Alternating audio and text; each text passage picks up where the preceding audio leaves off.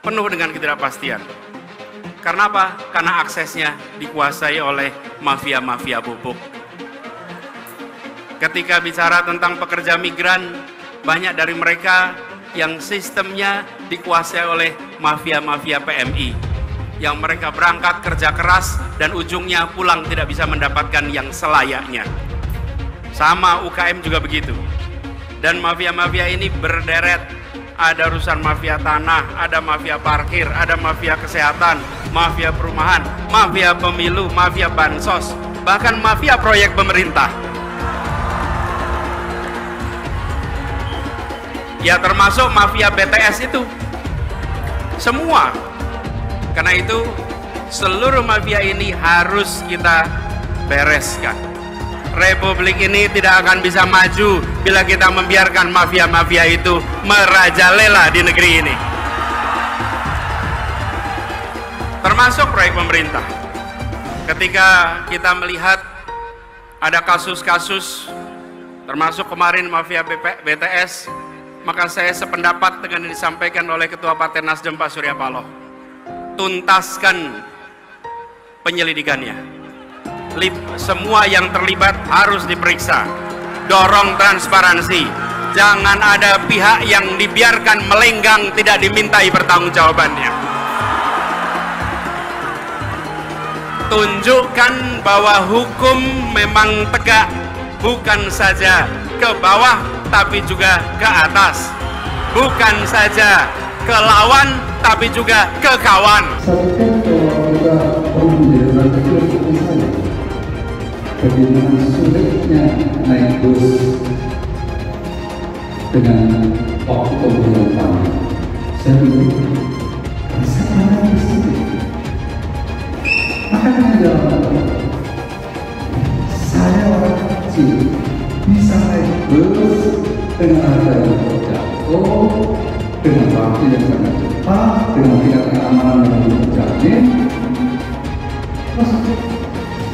Saya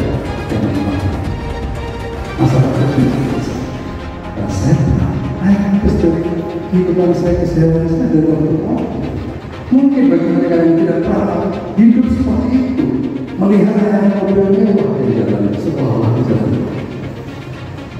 tetapi lupa bus-bus yang sekarang masuk jalan tol itu adalah mengangkut orang yang sulit, masyarakat kecil dengan yang naik bus maka dia cukup nyaman.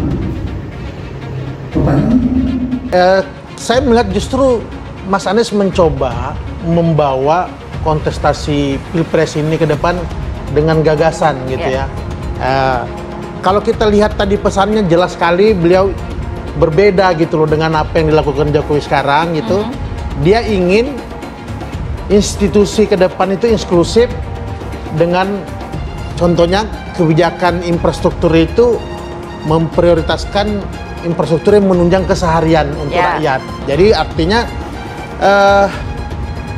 beliau kemudian membandingkan data pencapaian jalan nasional ya yang dibangun oleh Pak SBY dibanding dengan Pak Jokowi.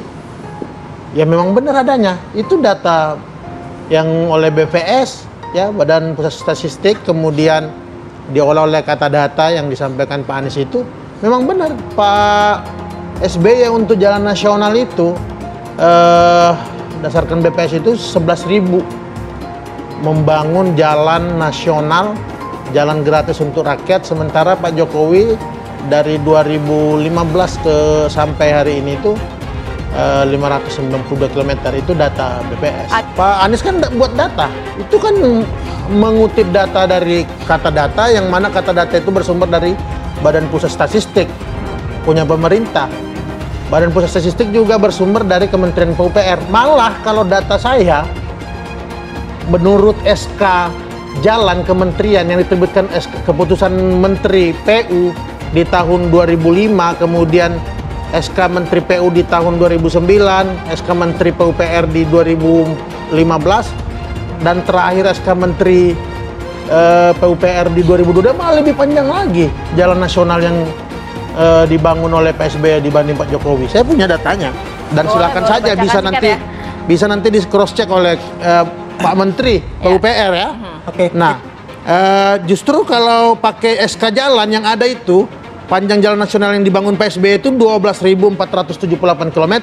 Sementara panjang jalan nasional yang dibangun Pak Jokowi 657 km.